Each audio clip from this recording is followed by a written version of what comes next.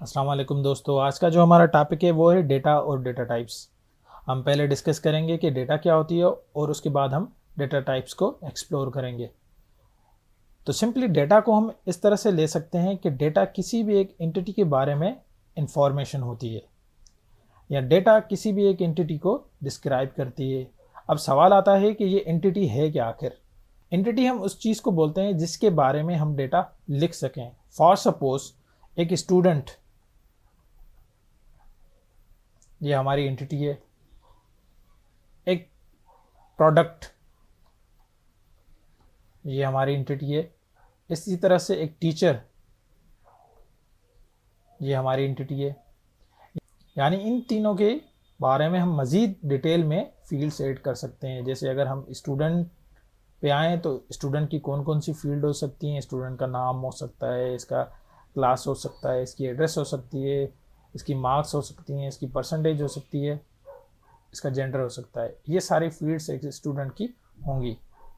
ठीक, इसी तरह से एक अगर प्रोडक्ट लें तो प्रोडक्ट में प्रोडक्ट का नाम होगा, उसकी प्राइस होगी, कंपनी होगी, उसकी साइज़ होगी।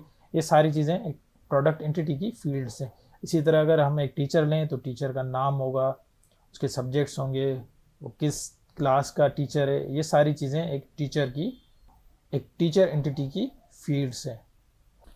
तो ये तो हो गया डेटा कि डेटा होता क्या है। अब जो डेटा होता है उसकी तीन टाइप्स होती हैं। एक न्यूमेरिक, उसके बाद हमारी अल्फ़ाबेटिकल और अल्फ़ा न्यूमेरिक। अब न्यूमेरिक का मकसद है कि नंबर्स। तो जैसे एक स्टूडेंट है, उसकी हम फील्ड्स, जैसे उसका रोल नंबर, उसकी परसेंटेज, उसकी एज, वो सब हम नंबर्स में लिखेंगे। जैसे स्टूडेंट की एज फॉर सपोज 20 ईयर्स हो गई, परसेंटेज फॉर सपोज 80.2 हो गई, और इसी तरह से रोल नंबर 47 हो गया। तो ये सारी चीज़ें नंबर्स में लिखी जाएंगी। तो जो पहली हमारी डेटा टाइप है वो है न्यूमेरिक, यानी वो डेटा जो नंबर्स में लिखी जाए। दूसरी डेटा टाइप जो हमारे पास है वो है अल्फ़ाबेटिकल, यानी किसी भी एंटिटी के बारे में वो डेटा जो वर्ड्स में या कैरेक्टर्स में लिखी जाए। फॉर सपोज स्टूडेंट का नेम, जैसे मैं लिख देता हूँ अली। ठीक, उसी तरह से उसका क्लास, फॉर सपोज हम लिख देते हैं 10th। उसी तरह से उसके सब्जेक्ट्स, कौन कौन से सब्जेक्ट्स लिए हैं, जैसे मैं ये लिख देता हूँ इंग्लिश कामा मैथ, ये सब्जेक्ट। अब तीसरी जो हमारे पास टाइप है वो है अल्फ़ा न्यूमेरिक। अल्फ़ा न्यूमेरिक क्या है, वो इस नंबर्स और प्लस अल्फ़ाबेटिकल दोनों का कॉम्बिनेशन है। ये हमारी अल्फ़ा न्यूमेरिक डेटा, इसमें नंबर्स भी हैं और अल्फ़ाबेट्स भी हैं। फॉर सपोज किसी स्टूडेंट की एड्रेस, हम उसको किस तरह से लिखेंगे, हम लिखेंगे हाउस नंबर 20-3। तो ये डेटा जो है आप देख सकते हैं, इसमें वर्ड्स भी हैं, सिंबल्स भी हैं और नंबर्स भी हैं। यानी ये दोनों न्यूमेरिक और अल्फ़ाबेटिकल दोनों का जो कॉम्बिनेशन है, हम उस डेटा टाइप को अल्फ़ा न्यूमेरिक बोलते हैं। आई होप आपको ये चीज़ें समझ में आई होंगी कि डेटा क्या होती है और उसके टाइप्स क्या होते हैं। अब डेटा को थोड़ा और डीपली एक्सप्लोर करते हैं। हमने ये जो बेसिक डेटा टाइप्स पढ़ी हैं, इनको और फर्दर डीप में थोड़ा डिस्कस कर लेते हैं। अब बेसिक डेटा और डेटा टाइप्स हमने देख ली, हमने समझ लिया कि डेटा क्या होती है। उसके बाद हमने देख लिया कि अल्फ़ा न्यूमेरिक क्या होता है, न्यूमेरिक क्या होता है और अल्फ़ाबेटिकल क्या होता है। ठीक, अब हम डिस्कस करते हैं कुछ और मज़ीद डेटा टाइप्स के डीप में।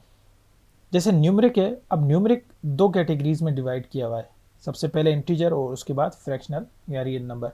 अब इंटीजर का मकसद है वो नंबर्स जो पूरे लिखे जाएं, जैसे 30, 20, 100, -10, -20। तो इनको हम इंटीजर बोलते हैं। अब स्टूडेंट की कौन कौन सी फील्ड इसमें आ सकती हैं, जैसे एज हो गई, जैसे मार्क्स हो गई, ये फील्ड्स हम एज ए इंटीजर लिख सकते हैं, यानी वो कंप्लीट नंबर लिख सकते हैं। या फॉर सपोज हमें टेम्परेचर लिखना है, जैसे -10, तो वो भी हमारा इंटीजर में आएगा। नेगेटिव या पॉजिटिव नंबर जो पूरे नंबर हों, उनको हम इंटीजर बोलते हैं।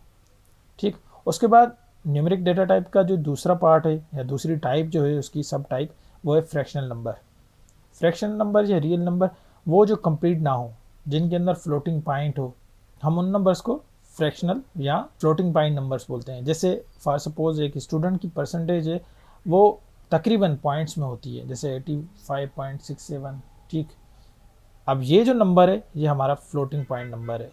अब ये है तो इंटीजर लेकिन इसके अंदर फ्रैक्शन पार्ट है।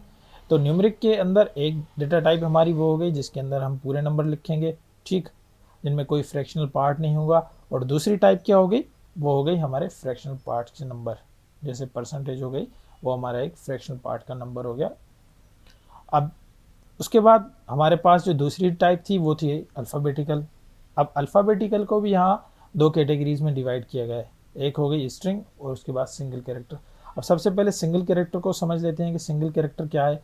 जैसे किसी भी स्टूडेंट का हमें जेंडर लिखना है तो हम अमूमन उस जेंडर को एक सिंगल कैरेक्टर से शो करते हैं, जैसे एम।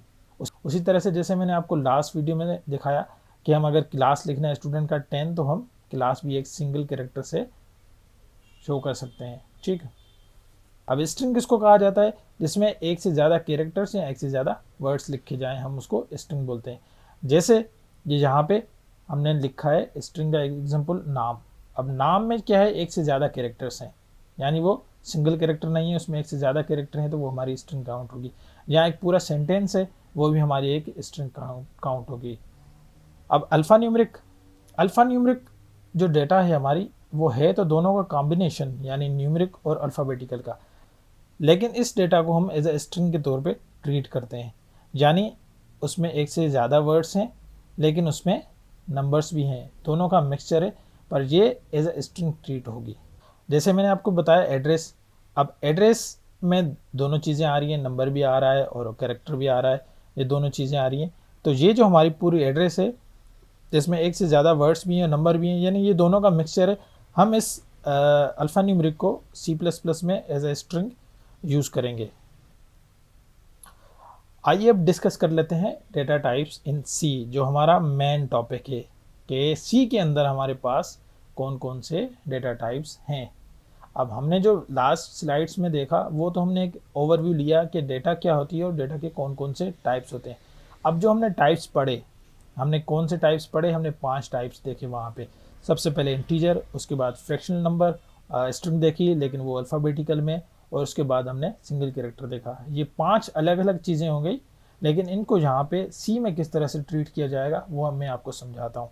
अब जैसे हमने इंटीजर देखा, अब इंटीजर के लिए C में हमारे पास इंटीजर डेटा टाइप है, ठीक है।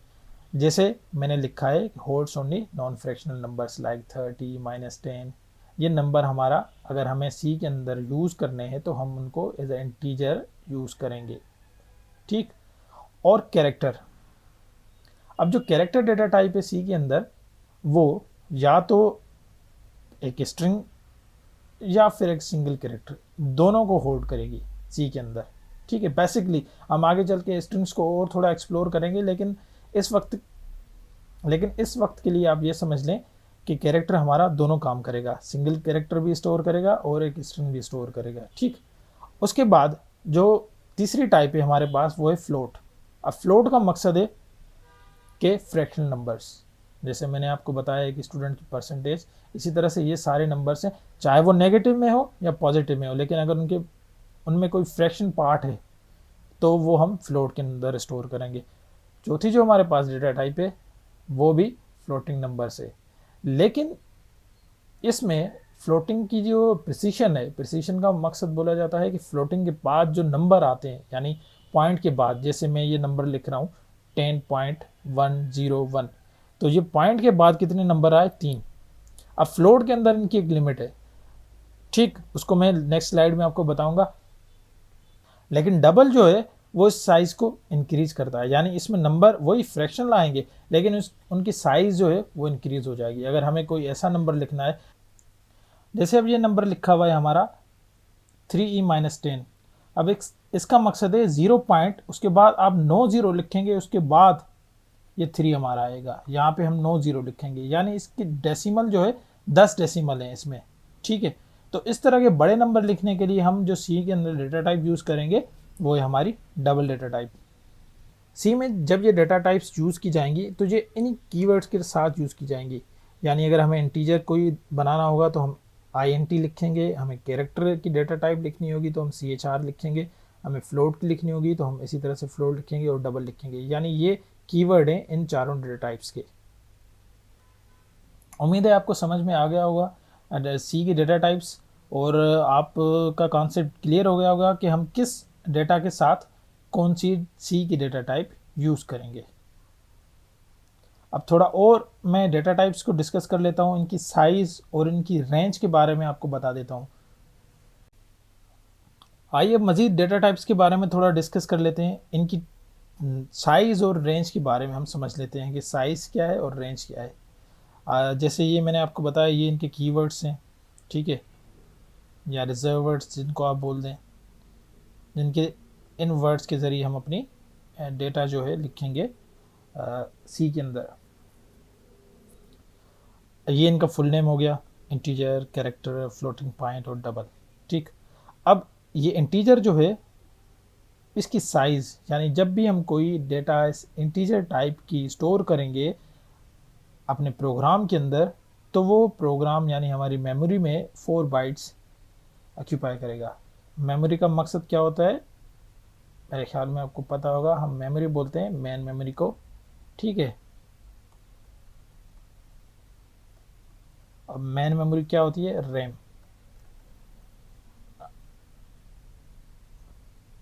अब यानी जब भी हम कोई डेटा इंटीजर में लिखेंगे अपने प्रोग्राम में, तो वो रैम के अंदर 4 बाइट्स ऑक्यूपाई करेगा। इसी तरह से कोई कैरेक्टर, ये सिंगल कैरेक्टर की बात हो रही है, स्ट्रिंग की बात नहीं हो रही है।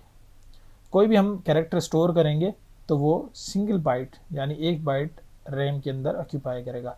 इसी तरह से फ्लोटिंग पॉइंट जो है वो 4 बाइट्स, और इस डबल जो है यानी फ्लोट का डबल वो 8 बाइट। अब आ जाते हैं रेंज पे। रेंज का मकसद है कि है हमने इंटीजर तो डिफाइन कर लिया कि भाई हम नंबर स्टोर करना चाहते हैं अपने सी के प्रोग्राम के अंदर, लेकिन किस लिमिट तक हम नंबर स्टोर कर सकते हैं, यानी नंबर की जो क्वांटिटी है वो कितनी बड़ी होनी चाहिए, वो ये इंटीजर स्टोर कर लेगा। अब ये इसकी लिमिट है, यानी इतना बड़ा नंबर आप स्टोर कर सकते हैं। ठीक, अब ये जो लिमिट है ये हर कंपाइलर जो भी, यानी ऐसे समझ ले आईडी है, उसमें आपको डिफरेंट मिलेगी। और ये साइज़ भी तकरीबन इंटीजर की आपको कहीं पे 2 बाइट्स मिलेगी, कहीं पे 4 बाइट मिलेगी। ये जो डिपेंड करता है ये कंपाइलर पे डिपेंड करता है। लेकिन जो डेव C++ में हम यूज़ करेंगे वो 4 बाइट्स ही ऑक्यूपाई करेगा इंटीजर, और उसकी रेंज यही होगी।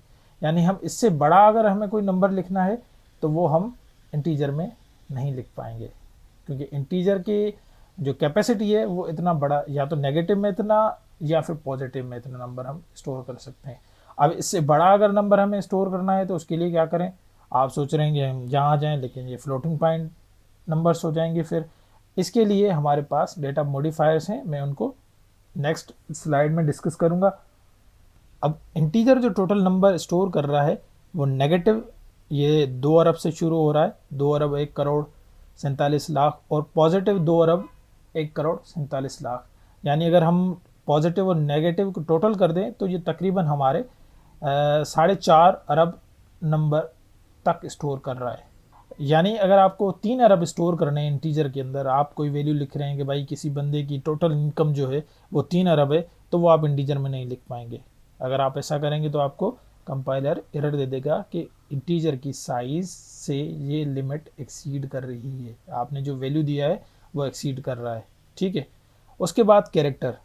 अब कैरेक्टर 1 बाइट स्टोर करेगा और उसमें जो नंबर्स स्टोर होंगे वो 1 to 7 तो -1 to 7 to प्लस। अब ये टोटल कितने नंबर हो गए, तकरीबन अबाउट जो है 254 हो रहे हैं मेरे ख्याल में। टोटल जो वैल्यू उनका हो गया, यानी आप 254 तक इसमें स्टोर कर सकते हैं। उसके बाद हमारे पास तीसरी जो डेटा टाइप है फ्लोट, उसमें हम 7 पॉइंट्स तक स्टोर कर सकते हैं, यानी डेसिमल पॉइंट्स जो हैं वो 7 तक स्टोर कर सकते हैं। जैसे मैंने आपको बताया लास्ट स्लाइड में कि 0.1 2 3 4 5 6 7 तक आप इसमें स्टोर करेंगे तो आपका नंबर परफेक्टली स्टोर हो जाएगा। ठीक है, और जो हमारी डबल डेटा टाइप है उसमें आप इसको 15 तक ले जाएंगे, यानी ये आप डेसिमल 15 तक ले जाएंगे तो डबल आपका उसको स्टोर कर लेगा। ये इन दोनों में, डबल और फ्लोट में मेन डिफरेंस है कि इसमें आप जो प्रिसीशन है वो हायर स्टोर कर सकते हैं और इसमें आप लोअर स्टोर कर सकते हैं। अब ये जो 254 मैंने लिखा है, ये असल में आस्की के कैरेक्टर्स हैं। आपने आस्की सुनी होगी, अगर नहीं तो आप उसको थोड़ा सा इंटरनेट पे एक्सप्लोर कर दें कि आस्की क्या होती है। और एबीसी जो पूरी हमारी कंप्यूटर के अंदर यूज़ होती है वो इस फॉर्मेटिंग में यूज़ होती है, यानी आस्की फॉर्मेटिंग में। आप इसको थोड़ा देख लीजिएगा, नहीं तो मैं इसके लिए भी वीडियो एक बना दूंगा। जी, तो अब आते हैं हम अपने डेटा टाइप मॉडिफायर्स की तरफ। अब जैसे इसके नाम से ही वाज़ेह है कि ये डेटा टाइप्स को मॉडिफाई करेंगे। तो हमारे पास बेसिकली ये 4 डेटा मॉडिफायर्स हैं, साइंड, लॉन्ग, अनसाइंड और शार्ट।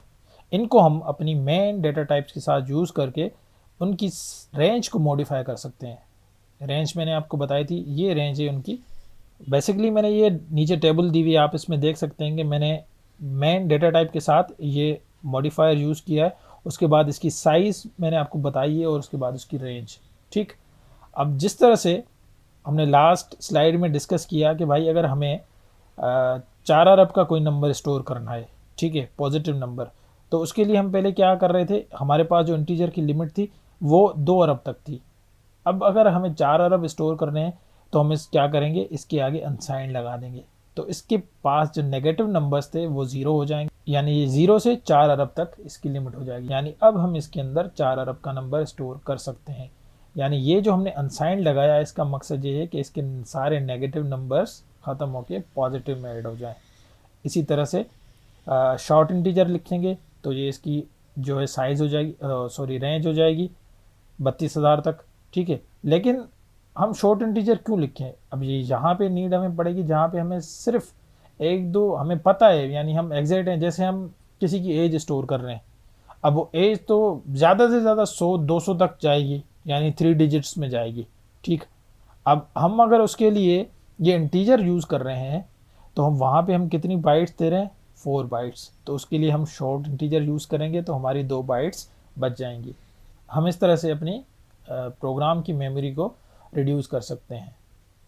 तो ये सारे मॉडिफायर्स आप यूज़ करके डेटा टाइप्स की जो बेसिक रेंज है उसको आप मॉडिफाई कर सकते हैं। उम्मीद है आपको ये सारी चीज़ें समझ में आ गई होंगी और आपका कॉन्सेप्ट क्लियर हो गया होगा कि डेटा टाइप क्या होती है